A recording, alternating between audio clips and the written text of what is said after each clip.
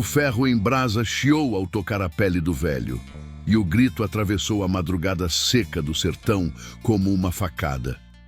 Crianças assistiam caladas, mulheres apertavam os dentes, homens baixavam a cabeça. Naquela fazenda, gente era marcada como boi. Quem devia, quem chorava, quem nascia pobre. Mas naquela mesma noite, Lampião já cavalgava pela caatinga. E quando o cangaço decide cobrar uma dívida de sangue, o sertão inteiro aprende que nem todo poder sobrevive ao fogo da justiça. Nenhuma criança, nenhuma família honesta sofrerá enquanto eu andar por estas veredas. Eu sou a sombra que protege os pequenos, o punho que pune a injustiça quando a lei vira silêncio. Diga-me, de onde você me escuta agora? Quero você ao meu lado nesta história. Juntos, faremos justiça onde o mundo virou as costas. O chiado do ferro em brasa cortou o curral como se fosse bicho vivo. O grito do velho não foi só dor, foi aviso. Quem escutou lá para os lados da vereda se encabulou, fechou a porta, apagou a lamparina e cochichou um Pai Nosso sem nem perceber. Naquela fazenda, o silêncio valia mais que 1000 réis. O homem amarrado ao tronco era conhecido como Seu Anselmo, matuto de mãos calejadas, mais de 60 nas costas, pele curtida de caatinga. Não tinha roubado nada. Tinha atrasado uma dívida miúda de feira, dessas que o povo faz para comprar pano, sal e um troço de remédio. Mas ali, dívida virava sentença. O fazendeiro, Coronel Augusto Ferraz, não sujava as mãos com enxada nem com trabalho, só com mando. Vestia roupa alinhada, botina engraxada e aquele olhar gelado de quem se acha dono do mundo. Ele não gritava. Falava baixo, manso, como quem dá ordem para tocar boiada. O jagunço, um cabra safado conhecido por Zé Batoré, segurava o braço do velho com força de peia. Outro, chamado Rufino, ria com gosto, embromado de cachaça e crueldade. O ferro encostou, seu Anselmo se retorceu, mas o tronco não soltava e o couro não perdoava. O cheiro de queimado subiu, pesado, e o curral inteiro pareceu encolher. Um menino pequeno, Miguel, amarrado numa estaca mais adiante, viu tudo com os olhos arregalados, sem lágrima, como se o choro tivesse secado por dentro. Uma mulher jovem, Fulô, segurava a barriga de grávida e mordia o pano para não soltar som. Do lado dela, uma idosa, Dona Luzia, tremia em pé, a marca antiga no antebraço denunciando que aquilo não era a primeira vez. Coronel Augusto puxou o fumo no cigarro e soltou devagar. Número 148, disse, como quem conta cabeça de gado. No alpendre da Casa Grande, um livro de capa grossa descansava numa mesa ao lado de uma caneta tinteiro. Não era registro de safra, nem de compra e venda. Era inventário de gente. Nome, idade, motivo e o lugar onde a marca tinha sido feita para que ninguém escondesse. Se alguém tentasse fugir, o corpo denunciava. Falta pouco, continuou ele sem pressa. Quero fechar 150 antes da festa de Nossa Senhora. Os jagunços riram. A festa do povo virava ornamento na boca do coronel. Na cidadezinha mais perto, ali para os lados de floresta, já tinha fuxico correndo de que ele ia doar vela para a igreja e pagar a banda de pífano. Caridade de fachada para Deus ver e o povo se dobrar. Seu Anselmo, com o braço queimando, respirava curto e só então, num fio de voz, soltou o que não devia. Isso é pecado, coronel. Ave Maria. Coronel Augusto nem piscou. Pecado é dever e não pagar. Pecado é desobedecer. Eu ensino o sertão a não arengar comigo. Miguel, o menino, puxou as cordas com raiva e medo, trupicando no próprio desespero. Tentou falar painho, mas a palavra ficou presa. Um jagunço deu um empurrão com a bota e o menino caiu de lado. Se avexe não, bichim, disse Rufino rindo. Daqui a pouco é tua vez. A mulher grávida, Fulô, apertou o próprio peito, num esforço para não correr. Correr para onde? A cerca era alta, O mato era seco e as espingardas estavam todas apontadas. Um monte de gente já tinha tentado. Alguns voltaram marcados no rosto para servir de aviso. Outros nem voltaram. Mas naquela mesma noite, longe dali, o sertão também tinha olhos. A uns bons quilômetros, entre Mandacaru e Pedra Quente, Lampião seguia com seu povo por dentro da caatinga, como quem conhece cada espinho pelo nome. O bando ia camuflado, em fila, sem conversa solta. O couro das cartucheiras rangia, o metal do rifle batia baixo e o passo era curto, calculado. Ali não tinha bravata, tinha método. Virgulino ia na frente, chapéu de aba virada, lenço no pescoço, olhar aceso. Maria Bonita vinha mais atrás, firme, sem frescura, ajeitando a arma com a calma de quem já viu mói de coisa. Corisco, invocado, rosnava por qualquer barulho estranho. Sabino observava as marcas do chão, procurando rastro de volante. E no meio deles, um coiteiro velho, conhecido por Chico Zé, ofegava, suando, pedindo um gole d'água. Lampião parou sem aviso. O bando parou junto, num silêncio arretado. Chico Zé, quase caindo, se segurou num galho. "Fale logo, macho véi", disse Lampião, voz baixa, mas dura. "Que desmantelo é esse que tu veio trazer?" Chico Zé engoliu seco. Parecia que a garganta tinha virado areia.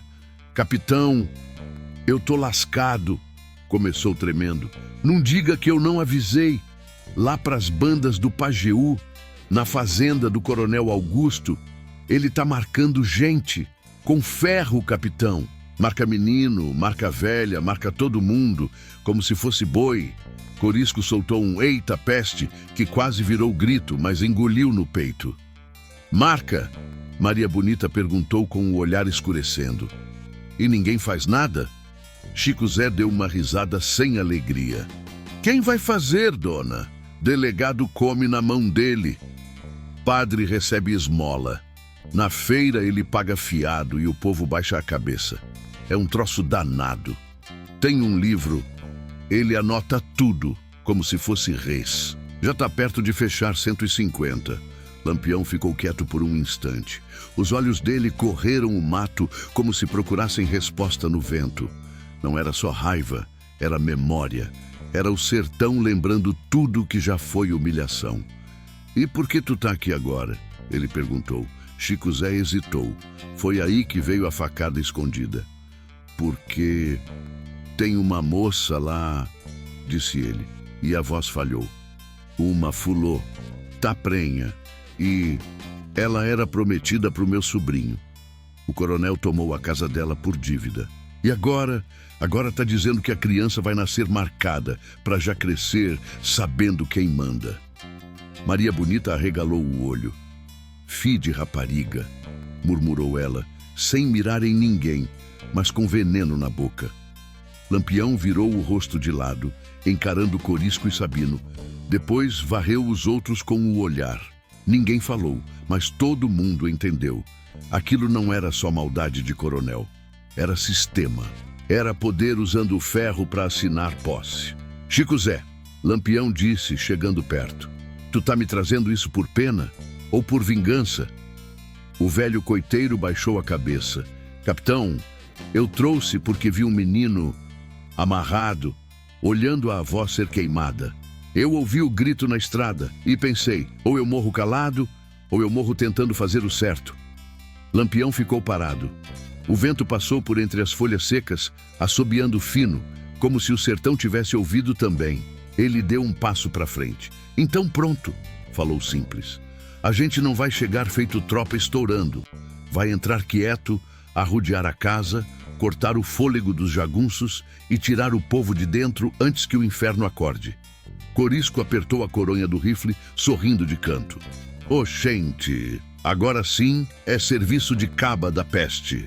Maria Bonita ajeitou o lenço, olhou para Lampião e disse baixo, sem chamego, mas com verdade: "Só não deixa esse coronel virar história de medo. Faz ele virar exemplo." Lampião não respondeu com frase bonita. Só fez um gesto curto e o bando se mexeu como um só corpo, pegando rumo, engolido pelo mato. Lá longe, na fazenda, O coronel ainda pensava que o sertão tinha dono. E no curral, Miguel ainda esperava, sem saber que a noite tinha acabado de ganhar outra direção. A fazenda do coronel Augusto Ferraz não era só terra e cerca. Era dinheiro girando, influência escorrendo feito suor no lombo de burro cansado. Tudo ali tinha preço. O feijão da feira, a missa de domingo, o delegado que fechava os olhos, o soldado que fingia não ouvir grito. Quem mandava não era a lei escrita. Era o bolso cheio e a arma na mão certa. O povo das redondezas já tinha aprendido a sobreviver calado. Em dias de feira, lá para os lados de floresta, era comum ver gente com o braço sempre coberto, mesmo no calor danado. Manga comprida no sol do meio-dia não era moda, era vergonha escondida. Quando alguém cochichava demais, vinha logo outro e cortava. Se avexe não, que isso dá peia. O fuxico morria antes de nascer. Coronel Augusto gostava de aparecer nos eventos populares. Na festa do padroeiro, chegava montado, sorriso ensaiado, chapéu limpo. Doava dinheiro para a banda, pagava vela para a igreja, distribuía pinga para os homens mais chegados. O padre agradecia no sermão, falando de caridade e ordem. O povo aplaudia com a mão mole, encabulado, sabendo que aquela mesma mão que dava esmola era a que segurava o ferro. Na casa grande, o livro de capa grossa ficava sempre perto. Coronel Augusto gostava de abrir aquelas páginas à noite, com um copo de pé de cana do lado, passando o dedo nos nomes como quem conta moeda. Ali estava o retrato do poder, gente marcada, quebrada, presa pelo medo. Alguns moravam ainda na fazenda, trabalhando de sol a sol. Outros tinham sido soltos para espalhar o recado nos povoados. Devia, apanhava, questionava, queimava. Fulô sentia isso na pele. Desde que a casa da família fora tomada, vivia num canto de chão batido, dormindo mal, com o coração arretado.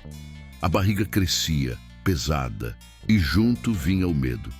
Não era só o parto, era o depois. O coronel tinha falado claro, num tom que não deixava dúvida. Criança nascida de dívida, nascia devendo. E dívida ali tinha marca. Miguel, o menino, já não falava quase nada.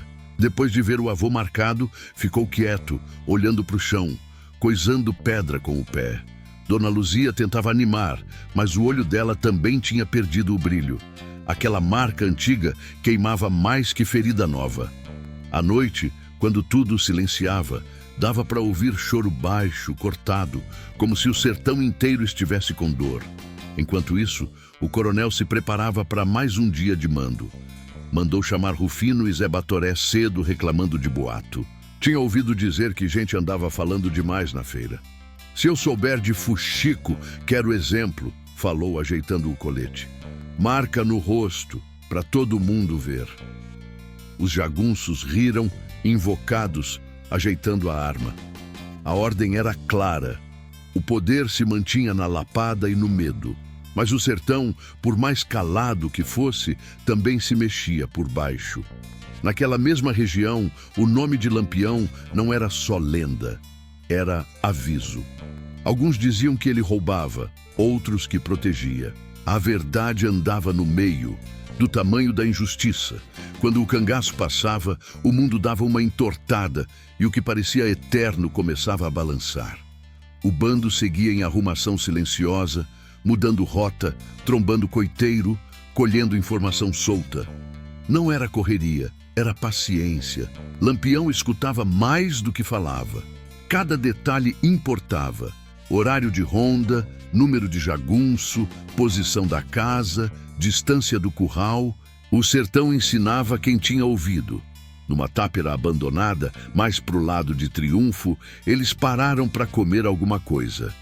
Buchada fria, farinha e rapadura. Ninguém reclamou. Maria Bonita se sentou perto de Lampião, ajeitando a arma no colo. Esse coronel tá confiante demais, disse ela. Homem assim sempre escorrega. Lampião assentiu com a cabeça. Escorrega quando acha que ninguém olha, respondeu. Mas a gente só entra quando tiver certeza que tira o povo primeiro. Não quero grito, não quero desmantelo antes da hora. Corisco encostado numa pedra, coçou o queixo. Os jagunços dele são tudo comprado, mas tem uns cabra novo. Esses tremem e atiram, cortou Lampião. Por isso a gente chega quieto. Se disparar cedo, morre inocente, e isso eu não carrego. A noite caiu pesada, o vento trouxe cheiro de terra quente e a lua apareceu fina, boa para esconder sombra. Chico Zé tinha voltado para a frente da fazenda para avisar quem desse confiança. Não era fácil. Se fosse pego, se lascava. Mas ele foi, sem olhar para trás, porque tinha visto coisa demais para fingir que nada existia. Na fazenda, a tensão também crescia, mesmo sem ninguém perceber direito. O coronel sentia um incômodo, uma coceira no juízo. Mandou reforçar a ronda, dobrou vigia no curral. O ferro ficou esquentando mais tempo no braseiro, como se pressentisse uso. O livro foi revisado outra vez. Amanhã, disse ele para si mesmo, fecho 150. Depois disso, ninguém mais abre a boca. Miguel ouviu essa frase sem entender número, mas entendendo ameaça. Abraçou as pernas, sentindo o mundo pequeno demais. Fulô passou a mão na cabeça dele, tentando sorrir. Se avexe não, bichinho, murmurou, sem acreditar muito nas próprias palavras. O sertão respirava pesado, cachorro uivou longe. Um galo cantou fora de hora, levando peia do dono. A noite parecia longa demais. E enquanto o coronel achava que tinha tudo sob controle, Lampião observava o mapa torto do lugar desenhado na areia, riscando com o dedo, marcando entrada, saída, cerca, curral, casa grande. O plano ganhava forma sem barulho, do jeito que o cangaço sabia fazer quando o assunto era justiça e vingança bem medida. Nada ainda tinha explodido. Nenhum tiro fora dado. Mas quem soubesse ler o sertão entenderia. Quando o silêncio fica pesado desse jeito, é porque coisa grande está para acontecer. O homem que atravessou a caatinga naquela madrugada não parecia gente viva. Era sombra andando torta, roupa colada no corpo de tanto suor seco, pé rachado sangrando dentro da alpercata velha. Chamava-se Bento Ferreira, conhecido nos arredores como Bento do Brejo. Caba simples, trabalhador de roça, desses que quase ninguém repara até o dia em que some. Ele tinha saído da fazenda do Coronel Augusto sem olhar para trás. Não porque fosse valente, mas porque o medo já tinha passado do limite. Quando o medo estoura, vira outra coisa. Vira coragem torta, vira desespero andando com as próprias pernas. Bento tinha visto demais. Tinha visto Dona Luzia ser empurrada no chão por pedir água. Tinha visto Miguel ser ameaçado com o ferro quente só para aprender a ficar quieto. Tinha ouvido o coronel dizer, rindo, que criança marcada cresce obediente. Aquilo ficou martelando na cabeça dele como lapada seca. Ele não sabia onde Lampião estava. Só sabia que o cangaço se mexia pelas bandas do Pajeú, arrodeando por dentro do mato, fugindo de volante, aparecendo onde ninguém esperava. Bento saiu perguntando baixo, sem dar bandeira, trocando palavra por gole d'água, coisando pista com quem ainda tinha coragem de ouvir. 2 dias depois, tropeçou numa tapera quase caída, perto de uma grota seca. Foi ali que 2 homens armados surgiram do nada, fuzil apontado, voz dura. "Parado aí, cabra, quem é tu e o que quer?" Bento levantou as mãos, suando frio. "Pelo amor de Deus, não atira não. Eu vim falar com o capitão." Os 2 se entreolharam. Um deles, mais velho, franziu a testa. "Capitão não fala com qualquer um, não. Diga logo o que tem para dizer." Bento respirou fundo. A garganta queimava mais que sol de meio-dia. "Tem gente sendo marcada feito boi. Velho, menino, mulher prenha. Um coronel doido. Se o capitão não for lá, vai morrer gente inocente." O silêncio que veio depois foi pesado. Não era descrédito, era avaliação. Um dos homens fez sinal curto com a mão. Bento foi desarmado, revistado, empurrado para frente. "Anda, mas se tiver mentindo, tu se lascou." Mais adiante, entre pedras e Mandacaru, Lampião estava sentado, limpando o rifle com calma. Maria Bonita ajeitava cartucho. Corisco mascava fumo, olhando o mato como quem espera a encrenca. Quando Bento chegou, quase caiu de joelhos. "Capitão", disse com a voz falhando. Lampião ergueu o olhar devagar, daqueles que atravessam a alma. "Fale, sem arengar, o que tu veio buscar no meio do inferno?" Bento contou tudo. Não enfeitou, não chorou. Falou seco do jeito que deu. Falou do livro, do ferro, das marcas, da ameaça de marcar a criança que ainda nem tinha nascido. Quando falou de Miguel, a voz falhou. Quando falou de Fulô, os olhos marejaram. Maria Bonita fechou a cara. Corisco cuspiu no chão. "Eita gota serena", murmurou Sabino mais atrás. Lampião ficou quieto por um tempo que pareceu grande demais. O vento mexeu o mato. Um passarinho levantou o vôo assustado. Por fim, ele se levantou. "Nome do coronel?" perguntou. "Augusto Ferraz, capitão. Dono de terra, de gente e de medo. Quantos jagunços?" "Uns 20 armados. Mais uns tantos que só servem para vigiar curral." Lampião virou de lado, falando baixo com Maria Bonita. "Se a gente entrar errado, morre inocente. Se a gente não entrar, morre do mesmo jeito." Ela respondeu, firme. Lampião assentiu. A decisão não veio como explosão. Veio como peso aceito. "Bento", disse ele, "tu vai ficar com a gente. Vai mostrar caminho, o horário, tudo que tu souber. Se tentar enganar, nem Deus te acha." Bento engoliu seco.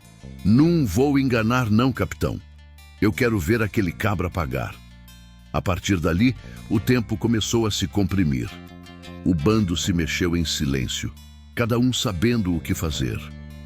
Não era ataque de bravata, era operação pensada. Lampião mandou 2 homens observar a fazenda de longe. Outro grupo foi cortar possível reforço. Chico Zé ficou responsável por avisar quem pudesse fugir sem levantar suspeita. Na fazenda, o clima estava estranho. O coronel acordou mal-humorado, sentindo o dia pesado. Mandou Rufino conferir o curral mais cedo. O ferro já estava no fogo. Dona Luzia foi puxada para frente do tronco, para servir de exemplo mais uma vez. Miguel começou a tremer. Fulô sentiu a barriga endurecer, dor subindo feito medo. "Num agora, meu Deus", sussurrou ela. Rufino chegou correndo. "Coronel, tem coisa estranha no mato. Cachorro não para quieto." Augusto Ferraz franziu o rosto. "Tu tá é besta, homem. Medo agora?" Mas ele mesmo olhou em volta. O sertão estava quieto demais. Nem inseto fazia barulho. Do outro lado da cerca, Lampião observava deitado no chão, chapéu puxado, olho colado no movimento. Maria Bonita estava ao lado, contando passos. Corisco se coçava, invocado, querendo agir. "Calma", sussurrou Lampião. "Ainda não. O plano era tirar o povo primeiro, um por um, sem alarde. Só depois, se fosse preciso, vinha o confronto. A noite cairia em poucas horas. A lua ia ajudar. Tudo dependia de silêncio e tempo. Bento apontou com o queixo. "A casa onde guardam as mulheres fica ali. O curral é mais afastado. As crianças ficam juntas." Lampião respirou fundo. O cheiro da injustiça já dava para sentir. Ele fechou os olhos por um segundo, não em oração, mas em concentração. "Quando isso acabar", disse baixo, "ninguém mais vai ser marcado naquela terra." Maria Bonita ajeitou o rifle, olhando para frente. "Que Deus ouça, capitão." O sol começou a descer, pintando o sertão de laranja sujo. Na fazenda, o coronel sorriu, achando que o dia ainda era dele. No mato, o cangaço se arrumava como bicho pronto para saltar. E ninguém ali, nem o coronel, nem os jagunços, nem os prisioneiros, sabia que aquele seria o último entardecer em que o ferro falaria mais alto que a justiça. A noite caiu de vez, sem lua cheia, do jeito que Lampião gostava. O céu ficou coalhado de estrela miúda, suficiente para guiar passo, mas não para denunciar sombra. O bando se espalhou feito ruma de bicho sabido, cada qual ocupando seu lugar sem precisar de palavra. Era assim que funcionava quando a coisa era séria. Ninguém precisava mandar, todo mundo já sabia. Lampião agachou perto de uma pedra grande, riscando o chão com a ponta da faca. Desenhou a cerca, o curral, a casa grande, o galpão das mulheres. Nada bonito, só funcional. Maria Bonita se aproximou, abaixando do lado dele, o olhar atento. As rondas se cruzam aqui, disse ela, apontando. De meia em meia hora. E aqui tem sombra boa, respondeu Lampião. Dá para rodear sem fazer barulho. Corisco, mais afastado, vigiava o mato, nervoso como bicho preso. Se um desses jagunços resolver espirrar alto, a gente perde tudo, murmurou ele. Então segura o dedo, Corisco, cortou Lampião sem levantar a voz. Hoje não é dia de desmantelo. Sabino veio chegando, pisando leve. 2 jagunços dormindo perto do curral. Um cochilando, outro bêbado. Se a gente passar agora, não vem nada. Lampião assentiu. Olhou em volta, medindo cada rosto. Não eram meninos. Eram cabras calejados, acostumados com bala e fome. Mas ali o peso era outro. Não era combate com volante. Era gente indefesa no meio. Prestem atenção, falou baixo, reunindo todos. Primeiro a gente tira mulher, velho e criança. Um som errado e tudo se perde. Ninguém atira sem ordem. Se alguém se invocar, eu mesmo corto. Ninguém contestou. Maria Bonita só ajeitou o lenço no pescoço, firme. Bento, chamou Lampião. Tu vai na frente comigo. Mostra a porta dos fundos do galpão. Bento engoliu seco, mas assentiu. O medo ainda estava ali, mas agora vinha misturado com uma esperança torta, dessas que fazem o coração bater errado. Eles se moveram. Passaram pela cerca num ponto já frouxo, onde o arame tinha sido arriado dias antes para passar gado. Nenhum latido, nenhum passo em falso. O sertão parecia segurar a respiração junto. No galpão, o cheiro era pesado. Suor velho, medo, mofo. Fulô estava sentada num canto, apoiada na parede, tentando respirar devagar. Dona Luzia rezava baixinho, os dedos tremendo. Miguel dormia encolhido, cansado demais até para ter pesadelo. A porta rangeu de leve. Fulô abriu os olhos, assustada. A primeira coisa que viu foi o chapéu de couro. Pensou que era jagunço e se encolheu. A mão foi direto para a barriga. Se a Vexe não, sussurrou Maria Bonita, surgindo logo atrás. Viemos ajudar. Fulô arregalou o olho, a boca tremendo. É verdade mesmo? Murmurou, sem acreditar. Lampião entrou logo depois, o olhar firme. É verdade, sim, mas tem que ser quieto. Quem puder andar, anda. Quem não puder, a gente carrega. Dona Luzia começou a chorar sem som, levando a mão à boca. Miguel acordou confuso, mas Lampião se agachou na frente dele. Fique calmo, bichinho. Ninguém vai lhe queimar mais, não. Miguel assentiu, os olhos marejados, segurando o choro com força. Do lado de fora, Sabino e mais 2 já tinham neutralizado os jagunços do curral. Um dormia pesado. O outro mal teve tempo de entender o que era a ponta fria da faca encostando no pescoço. Nenhum grito, nenhum tiro. As mulheres começaram a sair em fila, encurvadas, pés descalços pisando no chão frio. Um velho foi carregado no colo por Corisco, que reclamou baixo, mas segurou firme. Peso de justiça é danado, murmurou ele. O grupo se afastou da cerca aos poucos, se escondendo no mato fechado, guiados por Chico Zé. A cada pessoa salva, o coração parecia bater mais alto, mas ainda faltava gente. Criança, 2 velhos e um homem aleijado ainda estavam no curral mais afastado, guardado por Rufino e outros 3. Lampião parou, avaliando. Agora começa a parte ruim, disse quase para si. Maria Bonita apertou o rifle. Se tiver que arengar, a gente arenga, respondeu. Lampião respirou fundo, fez sinal curto com a mão. 2 cangaceiros se espalharam, pegando posição. O plano era simples e arriscado. Distrair Rufino sem disparo. Bento se adiantou, o corpo tremendo. Deixa eu falar com ele, sussurrou. Ele me conhece. Lampião segurou o braço dele por um instante, medindo. Se tu abrir a boca errado, morre gente. Tu sabe disso. Sei, respondeu Bento. Mas eu não aguento mais ver isso. Bento saiu da sombra, andando devagar. Rufino, chamou, fingindo voz cansada.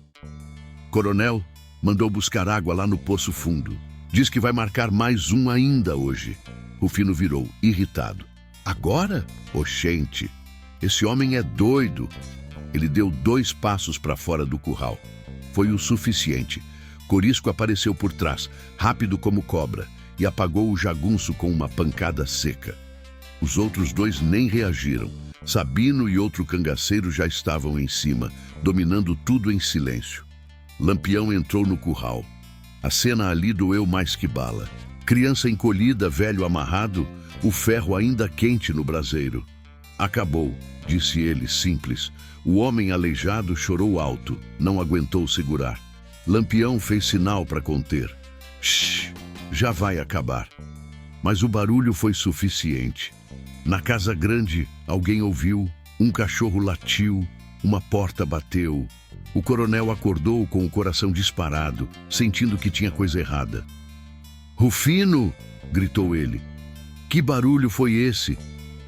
Nenhuma resposta. Lampião olhou para Maria Bonita. Não precisava falar. O tempo do silêncio estava se esgotando. Tira o resto agora, ordenou. Depois a gente resolve o dono da casa. As crianças foram carregadas, os velhos apoiados. Quando o último saiu do curral, um tiro ecoou da casa grande, rasgando a noite. O inferno tinha acordado. Lampião puxou o rifle para o peito, os olhos acesos. Agora ninguém mais se esconde, disse. Agora é hora de mostrar que ferro em gente tem preço. E enquanto os primeiros disparos cortavam o escuro, o coronel Augusto Ferraz ainda corria pela casa, sem saber que o poder dele tinha acabado de rachar, bem ali, no momento em que o cangaço decidiu sair da sombra. O primeiro tiro não acertou ninguém, mas serviu de sino.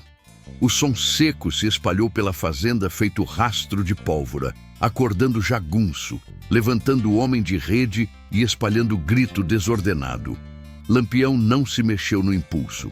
Ele já esperava. O inferno só começa de verdade quando alguém acha que ainda tem controle. Corra não, disse ele firme para quem estava perto. Cada passo agora tem que ser pensado. Maria Bonita já estava posicionada atrás de um monte de pedra, o rifle apoiado, o olho firme. Corisco sorriu torto, aquele sorriso de quem se sente vivo no meio do perigo. Agora o cabra vai ver o que é arrumação mal feita, murmurou. Da casa grande, Rufino não respondeu porque já estava estirado no chão. Mas outros jagunços surgiram, confusos, disparando a esmo, gritando o nome um do outro, tropeçando no próprio medo. Um deles quase acertou o curral vazio, sem entender que o prejuízo já tinha acontecido. Lampião fez sinal com a mão, curto e seco. 2 cangaceiros se deslocaram pela esquerda, arrodeando o galpão. Outro grupo seguiu pelo lado oposto, rastejando, aproveitando sombra e desnível do terreno. Nada de avanço aberto, nada de heroísmo besta. Era guerra de paciência. No mato, a ruma de gente libertada seguia em silêncio forçado. Dona Luzia quase caiu 2 vezes, mas foi amparada. Fulô respirava curto, sentindo a dor subir na barriga, mas não reclamava. Miguel agarrava a barra da roupa de Maria Bonita como se fosse tábua no meio de enchente. Aguenta, bichinho, ela sussurrou, sem virar o rosto. Já passou do pior, mas não tinha passado. Ainda não. O coronel Augusto apareceu na varanda da Casa Grande, descalço, camisa aberta, rifle na mão, o rosto vermelho de ódio e surpresa. Ele gritava ordens sem sentido. Cercam tudo, ninguém sai. Quem correr, atira. Mas ninguém obedecia direito. Jagunço, que sempre mandou nos outros, não sabia o que fazer quando a coisa vinha de fora para dentro. 2 correram para o mato e deram de cara com Sabino e mais um, que resolveram o assunto rápido, sem barulho excessivo. Um terceiro tentou alcançar o galpão, achando que ainda tinha gente ali. Maria Bonita não hesitou. O tiro foi seco, certeiro. O homem caiu antes de entender. Corisco se levantou num rompante, invocado, avançando mais do que Lampião gostaria. Um disparo passou zunindo perto da orelha dele. Se avexe não, cabra! Gritou Lampião. Ainda não acabou. O confronto crescia em ondas, nunca de uma vez. Jagunços surgiam, atiravam, recuavam. O cangaço respondia curto, preciso, sem desperdício. A Casa Grande virou ponto de resistência, mas isolada. Lampião não queria entrar ali ainda. Queria quebrar o entorno, secar o apoio, deixar o coronel sozinho com o próprio desespero. Do outro lado, o coiteiro Chico Zé observava de longe, o coração batendo na garganta. Ele nunca tinha visto aquilo de perto. O poder, mudando de mão, não fazia barulho bonito. Fazia barulho feio, seco, definitivo. Fulô tropeçou de vez, caindo de joelhos. A dor apertou e ela soltou um gemido que cortou o ar. Ave Maria, sussurrou. Lampião ouviu. Fez sinal para parar a retirada por um instante. Corisco se aproximou, nervoso. Capitão, se a gente parar aqui, eles alcançam. Lampião agachou ao lado de Fulô, o rosto sério. Dá para andar? Ela balançou a cabeça, o rosto molhado de suor. A criança tá querendo nascer. Lampião fechou o olho por um segundo. Ali não tinha escolha boa, só escolha possível. Sabino, chamou. Leva metade do povo mais para dentro. Esconde bem. O resto fica comigo. Maria Bonita se aproximou, já entendendo tudo. Eu fico com ela. Lampião assentiu. Não precisava falar mais nada.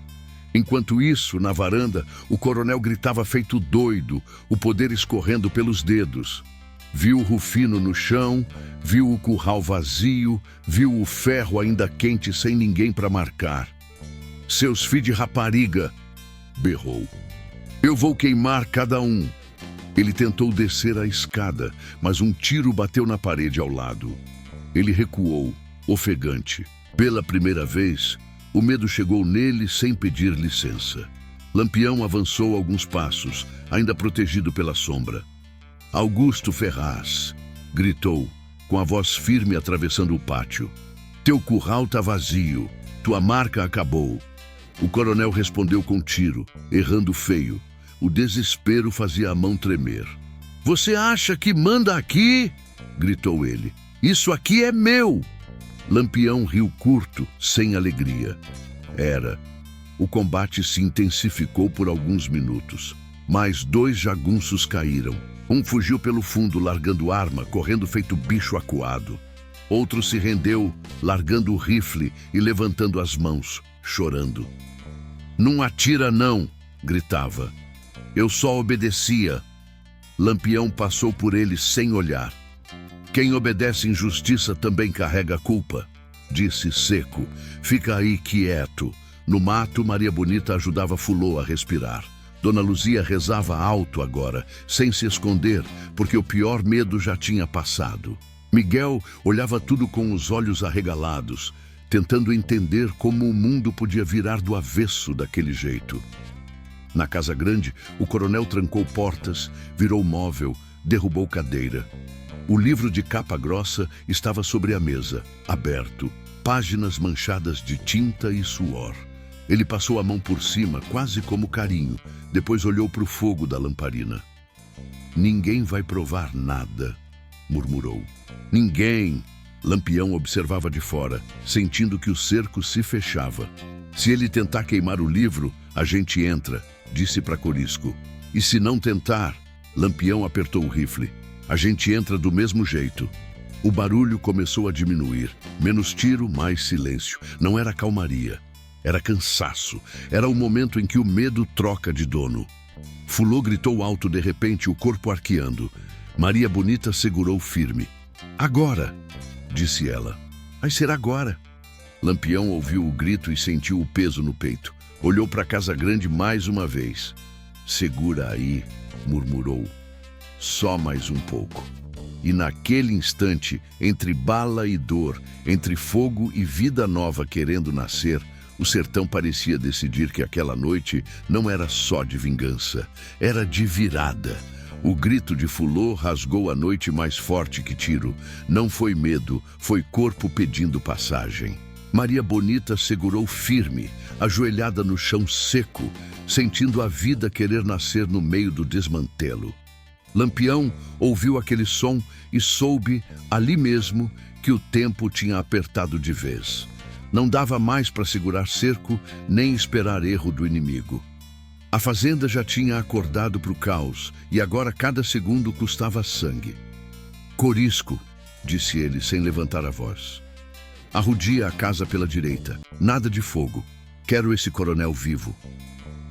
Corisco assentiu, o sorriso sumindo do rosto. Aquilo não era farra, era serviço pesado. Sabino puxou 2 homens e seguiu pela esquerda, rente à parede, pisando onde a sombra era mais grossa. Lampião avançou pelo centro, rifle colado no peito, olho vivo, sentindo o terreno como quem sente o próprio corpo. Na casa grande, o coronel Augusto Ferraz andava de um lado para o outro, suado, respiração curta, tropeçando em móvel virado. O barulho de passos lá fora parecia vir de todos os lados. Ele tentou acender outro cigarro, mas a mão tremia tanto que o fósforo quebrou. "Cadê vocês, seus cabras safado?" gritou, a voz rachada. 2 jagunços ainda resistiam dentro da casa, escondidos atrás de uma mesa pesada. Um deles, rapaz novo, mal tinha barba no rosto. O outro, mais velho, suava frio. "A gente se rende?" cochichou o mais novo, encabulado. "Rende nada", rosnou o outro. "Se render para cangaceiro é morte certa." Mas a convicção não vinha com força. O mundo deles estava caindo aos pedaços. Do lado de fora, um tiro seco quebrou o vidro da janela do fundo. Não acertou ninguém, mas serviu de aviso. Corisco já tinha entrado no quintal, rápido, silencioso, feito cobra em capim ralo. Um jagunço tentou reagir e levou uma lapada de coronha que apagou tudo. Lampião encostou na parede da frente. Sentiu o cheiro de querosene e papel. O coração apertou. O livro. "Ele vai tentar queimar", murmurou. Fez sinal e avançou. A porta cedeu com um chute só, estourando fechadura e madeira. O impacto ecoou pela sala. Os 2 jagunços dispararam quase ao mesmo tempo. Um tiro passou raspando, arrancando lasca da parede. O outro acertou o chão, levantando poeira. Lampião respondeu curto, certeiro. Um caiu na hora. O outro largou a arma, jogando as mãos para cima, chorando feito menino. "Não me mate, não." Eu só fazia o que mandavam. Lampião passou por ele sem olhar, o foco já em outro ponto. No fundo da sala, o coronel estava ajoelhado perto da mesa, o livro aberto, páginas sendo arrancadas com pressa. A lamparina estava acesa, fogo lambendo papel. "Para!" gritou Lampião, a voz estourando o ambiente. O coronel virou o rosto, os olhos arregalados de puro pavor. Tentou jogar mais folhas no fogo, mas Corisco chegou por trás e chutou a lamparina longe. O fogo caiu no chão, espalhando faísca, mas morreu rápido. "Acabou, macho véi", disse Corisco apontando o rifle. "Agora tu vai ouvir." O coronel tentou correr, deu 2 passos e caiu, trupicando no próprio tapete. Lampião chegou por cima, pisando firme no braço dele, desarmando o revólver. "Tu passou a vida inteira botando ferro em gente amarrada", disse Lampião, a voz fria. "Agora tá com medo de homem em pé?" O coronel tremia, o poder virando poeira no corpo. Vocês não podem." Isso aqui é lei. Lampião puxou o livro do chão, folheando rápido. Nomes, idades, marcas, criança, velho, mulher. Lei? Perguntou seco. Isso aqui é só covardia escrita. Do lado de fora, o barulho de tiro tinha cessado quase por completo. Os últimos jagunços tinham fugido ou se rendido. A casa grande agora estava cercada por silêncio pesado, quebrado apenas pelos gemidos de quem ainda respirava. No mato, Maria Bonita suava junto com Fulô. O parto avançava rápido, bruto, sem conforto. Dona Luzia segurava a mão da moça, rezando alto, sem vergonha. Força, minha filha, força! Fulô gritou outra vez, os olhos marejados. Eu não vou deixar ele marcar meu fio, disse, entre um gemido e outro. Nem morto. Maria Bonita apertou a mão dela. Não vai, eu garanto. Lampião arrastou o coronel para fora da casa. O homem se debatia fraco, mais medo que força. Quando pisou no terreiro, viu o curral vazio, os corpos no chão, a noite diferente. Viu, mais ao longe, as mulheres livres sendo protegidas no mato. Aquilo doeu mais que qualquer tiro. Onde está o ferro? Perguntou Lampião. Um cangaceiro apontou. O braseiro ainda estava quente, o ferro em cima. Negro, pesado, como se esperasse. O coronel arregalou o olho. Não, pelo amor de Deus, balbuciou. Eu pago, eu dou dinheiro, eu dou terra. Lampião se aproximou, ficando cara a cara. Dinheiro compra gente com medo, disse, mas não compra o que tu fez. Nesse instante, um choro novo cortou a noite. Um choro fino, vivo, teimoso. Maria Bonita apareceu carregando um embrulho pequeno, sujo de sangue e suor, mas respirando forte. Nasceu, disse ela, firme. Um menino. O coronel ouviu o choro e desabou de vez, soluçando. Lampião fechou os olhos por um segundo. Abriu de novo, decidido. Esse choro é o que tu tentou apagar, falou. E agora vai te assombrar pro resto da vida. Ele não fez discurso grande. Não precisava. Mandou amarrar o coronel no tronco do terreiro, o mesmo usado para marcar gente. O povo libertado começou a se aproximar, um por um, em silêncio. Miguel veio também, os olhos fixos no homem que tinha virado o mundo dele em medo.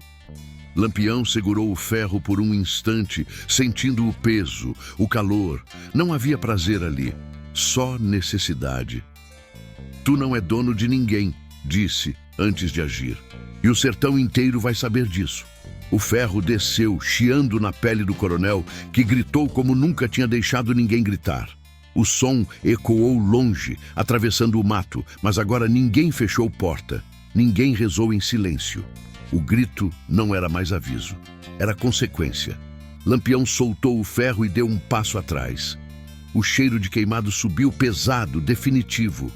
Amanhã, disse, olhando em volta, a gente leva esse homem para a cidade. E quem sofreu vai decidir o fim dele. O sertão respondeu com silêncio profundo, desses que não escondem nada. E enquanto o coronel chorava amarrado, o menino recém-nascido se mexia nos braços de Maria Bonita, vivo, inteiro, sem marca nenhuma. O dia começou a clarear sem pressa, como se o sertão quisesse olhar direito o que tinha acontecido durante a noite. A luz foi entrando mansa, revelando o terreiro pisoteado. Cartucho vazio, espalhado, móvel quebrado, e no meio de tudo, o coronel Augusto Ferraz amarrado ao tronco, o corpo tremendo, a marca ainda fumegando na pele. O poder dele agora tinha cheiro. E não era mais de dinheiro. Lampião ficou de pé por um tempo, observando o homem em silêncio. Não havia satisfação no rosto nem raiva solta. Era um olhar pesado, de quem sabia que justiça no sertão nunca vinha limpa. Vinha suada, torta, mas vinha. O povo libertado começou a se aproximar aos poucos, ainda desconfiado, como quem teme que tudo aquilo fosse sonho ruim. Dona Luzia veio primeiro, apoiada num pedaço de pau. O rosto marcado pelo ferro antigo ainda estava ali, visível à luz do dia. Ela parou a poucos passos do coronel e ficou olhando, sem dizer nada. Olha só, murmurou alguém atrás. O homem tá chorando. E tava mesmo. Chorava baixo, soluçando, tentando esconder o rosto, mas não tinha como.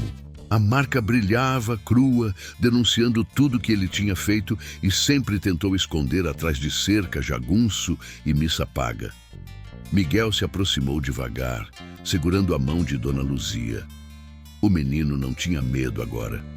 Tinha algo diferente no olhar, uma mistura de curiosidade e alívio. Ele olhou o tronco, a corda, o homem amarrado e depois levantou o rosto para Lampião. Ele não vai queimar mais ninguém, né? Perguntou, baixo. Lampião se agachou na frente dele, olhando nos olhos. Não vai, respondeu. Nunca mais. Miguel assentiu, como quem guarda aquela resposta para sempre. Maria Bonita apareceu logo depois, carregando o bebê enrolado num pano limpo improvisado. Fulô vinha atrás, cansada, mas de pé, o rosto pálido e firme. Quando ela passou perto do coronel, ele tentou falar alguma coisa, mas a voz morreu antes de sair. Fulô não cuspiu, não xingou, só olhou demorado e seguiu em frente. Isso dói mais, murmurou Corisco vendo a cena. Ignorar. Lampião reuniu o bando rápido. Não tinha tempo para descanso longo. Volante podia aparecer a qualquer hora, atraída por barulho ou fuxico. A gente vai sair em fila, disse. Primeiro o povo, depois a gente. Esse homem vai junto, amarrado. Hoje quem manda não é mais ele. Sabino puxou o cavalo. Corisco conferiu munição. Tudo feito sem alarde, como sempre. O coronel foi colocado em cima de um animal, amarrado feito saco de farinha, gemendo a cada movimento. Para onde? Perguntou um dos libertos, ainda desconfiado. Lampião respondeu sem rodeio.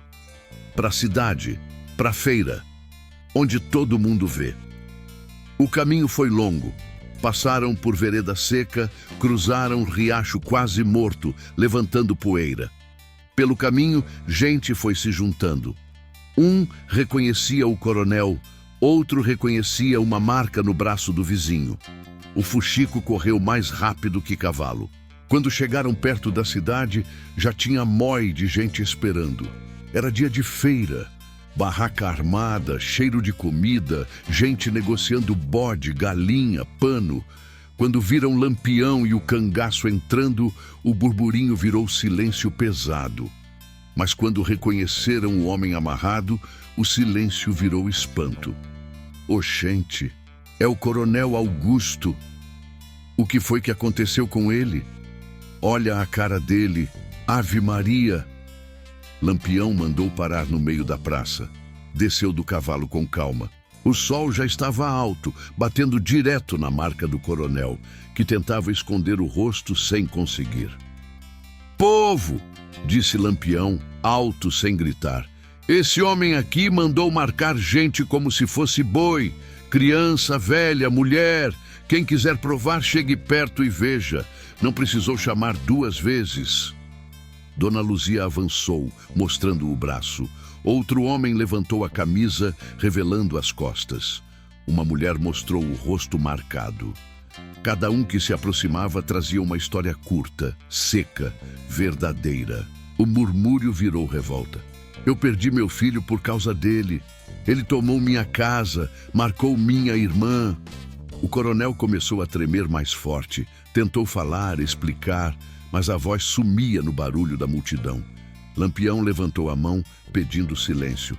Eu não vim aqui matar ninguém, disse. Vim mostrar. Quem decide agora são vocês. Esse homem fez o que quis por anos, porque ninguém enfrentava. Hoje, ele não manda mais. O silêncio voltou, pesado, diferente do medo antigo. Era silêncio de decisão. Um velho se aproximou, chapéu na mão, voz falhando.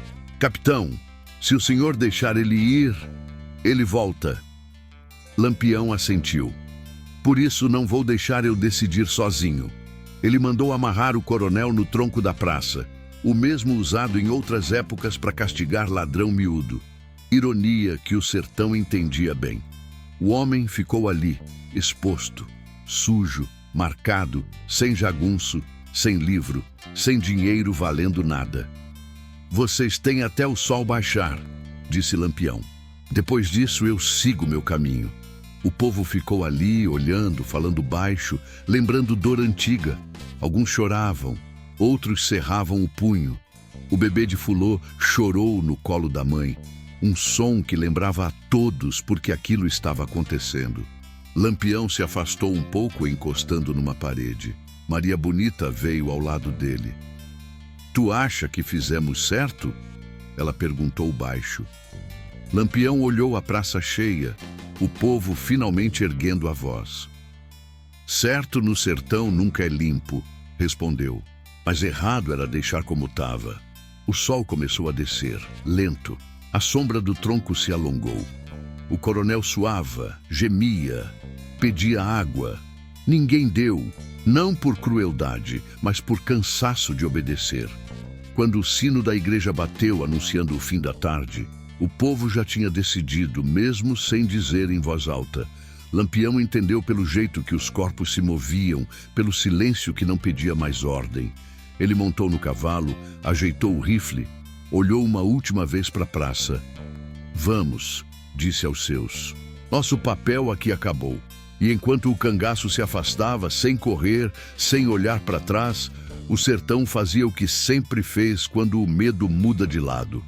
Resolvia do seu jeito, sem aplauso, sem perdão, mas com memória.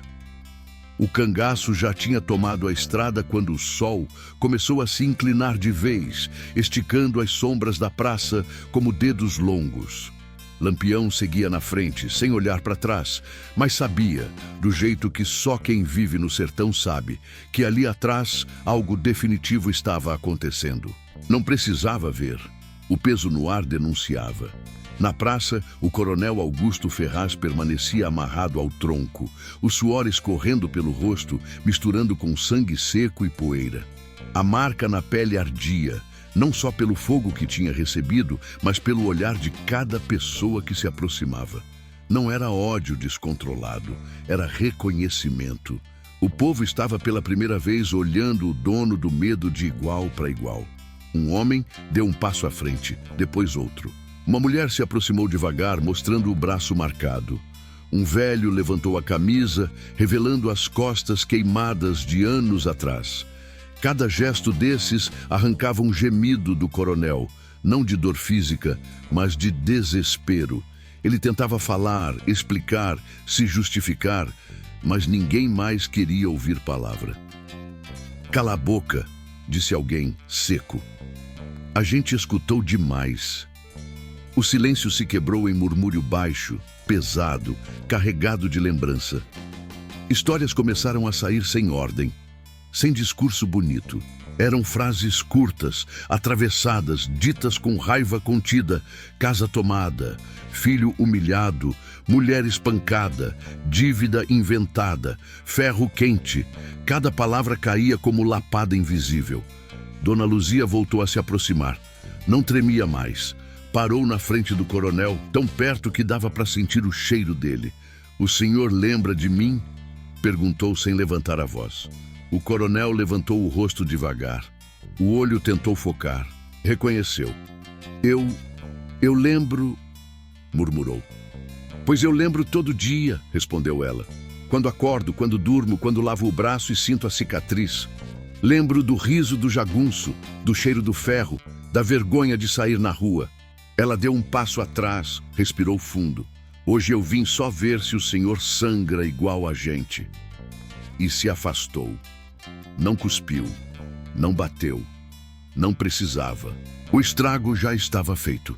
Um rapaz novo, aquele que tinha sido jagunço e se rendido, apareceu no canto da praça, encabulado, segurando o chapéu.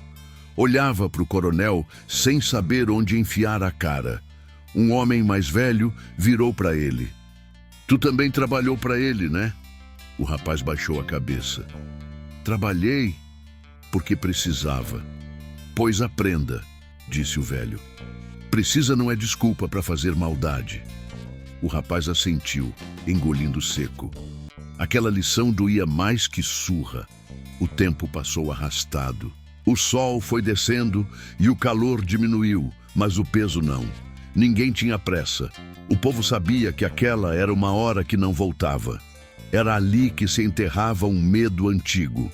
Quando a primeira estrela apareceu no céu, alguém puxou uma tocha, depois outra. A luz tremeluzente iluminou o rosto do coronel, revelando o desespero nu, sem verniz. Ele começou a chorar alto, chamando por Deus, por padre, por promessa antiga. "Reza agora", disse uma mulher do fundo. Quando a gente rezava, o senhor ria. O tronco rangeu quando alguém puxou a corda mais apertada. O coronel gemeu, mas ninguém se apressou. Não havia ódio cego, havia cansaço acumulado. Um homem de barba branca, conhecido como Seu Raimundo, deu um passo à frente.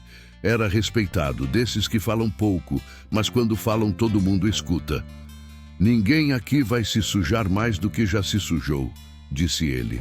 "Esse homem vai pagar do jeito que o sertão sempre pagou quem passa do limite." Ele olhou em volta. Ninguém discordou. O coronel começou a suplicar de novo. "Eu dou dinheiro, terra, eu vou embora." Seu Raimundo respondeu sem alterar o tom. "Tu já foi embora faz tempo. Só teu corpo ficou. A decisão não foi anunciada, foi entendida." Dois homens se aproximaram, puxaram o tronco com cuidado, levando tudo para fora da praça, em direção a um terreno seco, afastado das casas. O povo seguiu atrás, em silêncio, sem gritos, sem correria. Parecia procissão, mas não era reza, era fechamento de conta. Na beira do terreno, o vento soprava mais forte. O céu estava limpo, aberto, como testemunha. O coronel já nem gritava. Chorava baixo, derrotado, sabendo que não tinha mais para onde correr. Miguel não foi. Fulô não foi. Maria Bonita tinha levado o bebê embora antes, seguindo com o bando. As crianças não precisavam ver aquilo. O sertão ensinava cedo, mas não precisava ensinar tudo de uma vez. Quando tudo acabou, não houve comemoração. O povo voltou devagar, cada um para o seu canto, com a sensação estranha de leveza misturada com vazio. O medo tinha ido embora, mas tinha deixado espaço demais. Na estrada, Lampião parou o cavalo por um instante. Sentiu o vento bater no rosto, trazendo cheiro de fumaça distante. Ele fechou os olhos um segundo, não para pedir nada, mas para aceitar. "Acabou", murmurou. Maria Bonita olhou para ele. "Acabou ali", respondeu. "Mas tem outros." Lampião assentiu. Sabia disso. Sempre soube. O bando seguiu em frente, sumindo aos poucos na caatinga, enquanto atrás deles o sertão aprendia, mais uma vez, que poder sustentado no ferro e no medo sempre cobra o preço. E quando cobra, não pede troco. A estrada ficou mais estreita à medida que o bando avançava, engolida pelo mato fechado e pela poeira solta que subia devagar com o passo dos cavalos. O silêncio agora era outro. Não era mais o silêncio tenso da espera, nem o pesado da decisão. Era um silêncio cansado, de corpo moído e cabeça cheia. Lampião seguia na frente, o olhar fixo no caminho, sentindo o peso do que tinha sido feito e do que ainda viria. Atrás, Maria Bonita ajeitava o bebê no colo de Fulô, que montava com cuidado, ainda fraca, mas firme. O menino dormia tranquilo, respirando forte, como se já tivesse aprendido a ignorar o barulho do mundo. Aquela vida nova, caminhando junto do cangaço, dava um nó estranho no peito de todo mundo. Era esperança andando no meio da brutalidade. Miguel seguia ao lado de Dona Luzia, montado num burro pequeno. O menino já falava mais. Perguntava pouco, mas observava tudo. O sertão, o bando, o jeito como ninguém gritava com ele, como ninguém levantava ferro. Aquilo era novidade, aquilo ficava. "Capitão", chamou Sabino, chegando perto de Lampião. "O povo da cidade vai falar disso por muito tempo." Lampião não virou o rosto. "Que fale", respondeu. "O Chico também ensina." Corisco vinha mais atrás, calado, coisa rara. O invocado tinha perdido o gosto de riso desde a praça. Ele coçou a barba, olhou para o chão, depois soltou.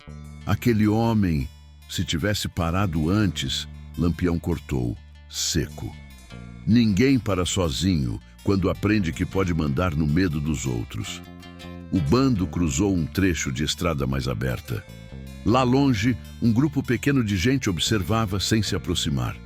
Não eram soldados, eram curiosos, gente que tinha ouvido o barulho e queria confirmar se era verdade. Quando reconheceram Lampião, alguns tiraram o chapéu, outros recuaram. O respeito vinha misturado com receio, como sempre. Fulô respirava melhor agora. A dor tinha virado cansaço. Ela olhou para Maria Bonita, a voz baixa. Se não fosse vocês... Maria Bonita balançou a cabeça. Se não fosse tu ter aguentado, não tinha adiantado nada. Fulô assentiu. Sabia disso. Sabia que coragem também se aprende apanhando da vida. O caminho seguiu por horas. Pararam só quando o sol já estava alto demais para continuar.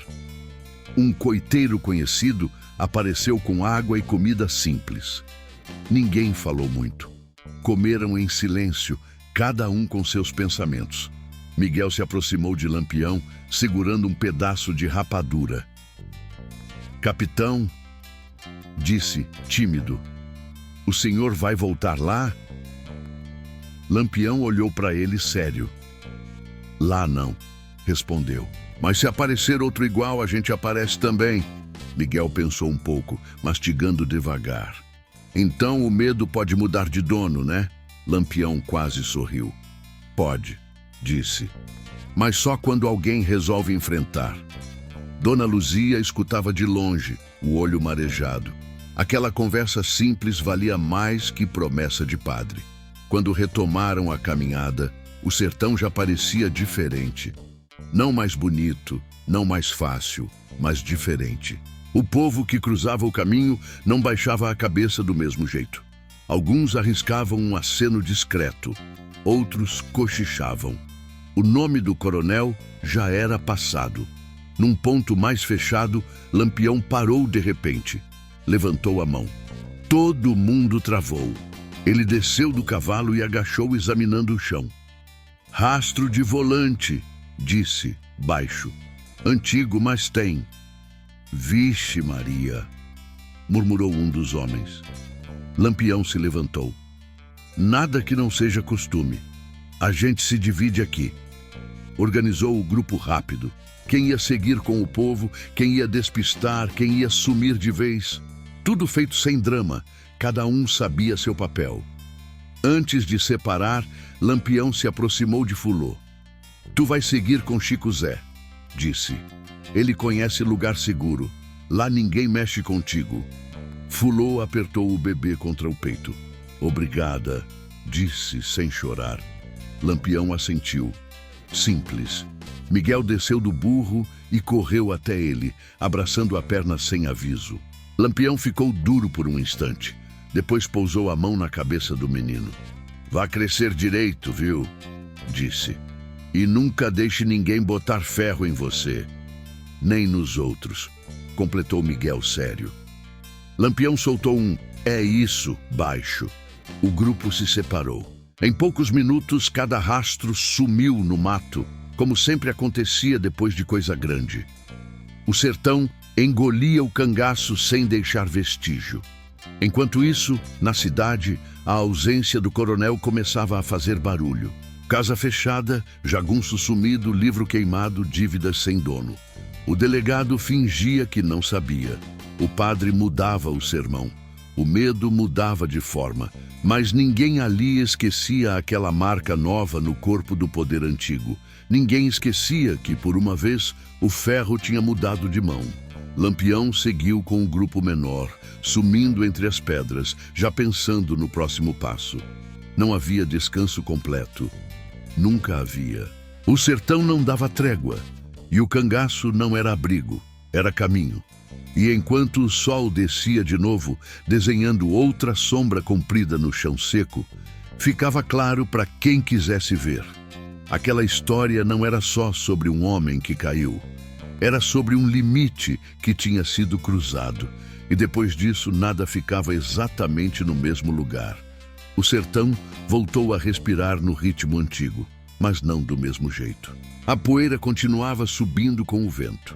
O sol continuava castigando sem piedade e a vida seguia dura como sempre. Só que agora tinha uma história nova correndo de boca em boca, atravessando feira, beira de estrada e porta de igreja. Não era cantiga bonita, nem fuxico exagerado. Era relato seco, contado com cuidado, como quem sabe que aquilo não pode ser esquecido. Na cidade, a casa grande do coronel Augusto Ferraz ficou fechada. Porta trancada, janela escura, mato começando a tomar conta. O livro de registros nunca mais apareceu inteiro, mas o que tinha ficado na memória do povo bastava. Dívida foi rasgada, marca virou prova. Quem antes andava cabisbaixo começou a erguer o rosto, ainda desconfiado, mas diferente. O medo não tinha sumido, mas tinha aprendido que não era invencível. Fulô chegou ao esconderijo de Chico Zé 2 dias depois. Um canto simples, mas seguro, perto de uma grota escondida. O menino mamava forte, vivo, sem ferro, sem número. Fulô olhava para ele com aquele misto de amor e assombro, sabendo que a vida não ia ser fácil, mas também não ia ser condenada desde o nascimento. Dona Luzia ficou com ela, ajudando no que podia, cuidando da casa pequena, como quem reconstrói o mundo aos poucos. Miguel voltou a sorrir. Não o sorriso frouxo de criança sem noção, mas aquele sorriso curto, consciente de quem entendeu cedo demais como as coisas funcionam. Ele passou a ajudar no roçado, aprendendo a lidar com a terra sem medo do tronco. Quando perguntavam o que tinha acontecido, ele respondia simples: o cangaço passou e o ferro parou. Na cidade, o padre mudou o tom do sermão. Falava mais de justiça, menos de obediência cega. O delegado fingia normalidade, mas não se metia mais onde não era chamado. Jagunço, que tinha servido ao coronel, sumiu ou virou homem quieto, evitando olhar nos olhos dos outros. Ninguém mais queria ser lembrado como braço do ferro. Lampião e seu bando seguiram caminho, como sempre fizeram. Não ficaram para colher aplauso nem gratidão. O cangaço não vivia disso. Viviam de estrada, de sombra e de decisão tomada rápido. Mas aquela história ficou atravessada neles também. Não como peso, mas como marca invisível, dessas que não queimam a pele, mas moldam o passo. Numa noite qualquer, já longe dali, o bando parou para descansar. Fogueira baixa, sem chamar a atenção. Maria Bonita sentou ao lado de Lampião, jogando um graveto no fogo. Aquela criança vai crescer, disse ela, olhando a chama. Vai ouvir essa história. Lampião assentiu, o olhar perdido no escuro. Que ouça, respondeu. Melhor ouvir isso do que aprender no ferro. Corisco, encostado numa pedra, limpava a arma sem pressa. O sertão é danado, murmurou. Quando aprende uma coisa dessas, nunca desaprende. Lampião deu um meio sorriso quase invisível. Aprende, mas testa de novo, disse. Sempre aparece outro achando que manda. A fogueira estalou baixo. Um bicho passou correndo no mato. A noite seguiu normal, como se nada demais tivesse acontecido. Mas quem conhecia o sertão sabia. Quando o medo muda de dono uma vez, ele nunca volta igual. Lá atrás, naquelas bandas do Pajeú, ninguém mais falava em marca com ferro. Falava em cuidado, falava em limite, falava em lembrar. O nome do coronel virou aviso, não poder. E quando alguém tentava se crescer demais, sempre tinha um velho que puxava a conversa baixa e dizia: se avexe não, que o sertão tem memória. Lampião montou no cavalo ao amanhecer, ajeitando o chapéu de couro, pronto para seguir. O sol nascia forte, como sempre, e a estrada chamava. Antes de partir, ele olhou para o horizonte seco e murmurou quase para si: o ferro não manda mais aqui. O bando seguiu, sumindo aos poucos entre pedra e espinho, como se o próprio chão abrisse caminho. Ficou para trás a poeira, o silêncio e uma história inteira cravada na lembrança de quem viveu. E agora, Enquanto essa história termina, outras tantas seguem espalhadas pelo sertão, esperando quem conte, quem escute e quem entenda. Se você quer conhecer mais relatos reais desse tempo duro, de vingança, coragem e justiça do jeito que o cangaço conhecia, continue com a gente no canal Tempo de Cangaço. Aqui, nenhuma história é inventada para aliviar. Todas existem para lembrar.